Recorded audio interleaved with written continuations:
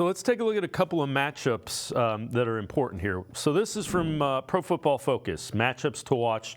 First one, Nico Collins versus Martin Emerson. Browns have one of the best cornerback trios in the league. Emerson's size, length to match Collins.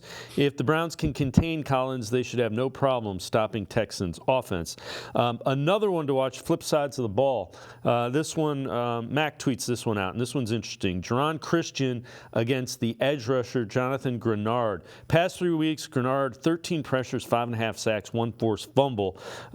Christian has given up 11 pressures and 1 sack in that same span. And Christian, a guy that he's playing left tackle, they signed him off the street. I think of those two, I'm more concerned with Christian kind of holding up with Joe Flacco throwing the football. We'll see a lot of chipping. With David Njoku, who's done a good job of that, and chipping and releasing into the flats. You'll see it a lot with Kareem Hunt. They'll utilize him more in pass protections, bigger body, understands it more and more physical. He'll be chipping over there as well. So he's going to see a lot of guys, and we may even slide a little bit to his direction since he's a guy who's been getting that pressure. And on the opposite end of the spectrum, you look at what's going on with Nico Collins. He's injured right now. He did practice. It looks like he's going to be limited. However, he's not 100%.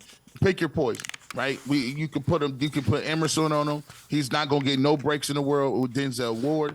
You got Newsome in the slot, and even one of their tight end valves, Schultz, has not been 100% the last couple of games. So when we look at this thing right here, it looks like it's gonna be a situation where everything is going to be under 20 yards. They don't have the tank tails to get deep.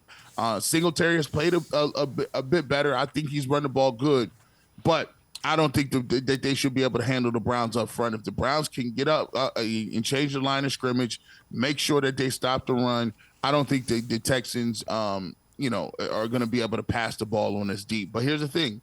If you let any professional team get up and get feeling good about themselves, especially if they can put some touchdowns up on the board, as the Browns have done traditionally on the road, then everything is a fair game. Because you got to remember, the Texans are looking to get C.J. Stroud back. They're 8-6 right now. They would love to be 9-6 with C.J. Stroud coming back, and they think they can still win that division. So you got to take it from them. All that hope, you got to take it from them early, and I think the Browns can do that and will do that in this game. What does it look like offensively for the Browns to get it done? Who do you think gets involved? Is it Njoku? Is it Moore? What do you expect? Early on, I think it's Amari Cooper. I think Amari Cooper gets involved. I think this running game is a little bit better too, Dave. When you get Poach's back, you'll get hopefully Joe Bitonio can go in this. But if you can get the running game going, play action is going to be devastating for them to stop because it's a big part of what we do.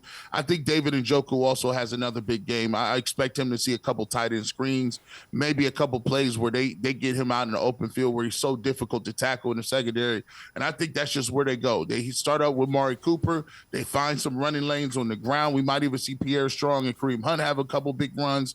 And then David Njoku beating people up down the field. I think that's the way they want to go about it. And if they can do that and still continue to push the ball downfield, I think the Cleveland Browns come home for a Thursday night game against the Jets, and they 10-5, and this city is going to be rocking.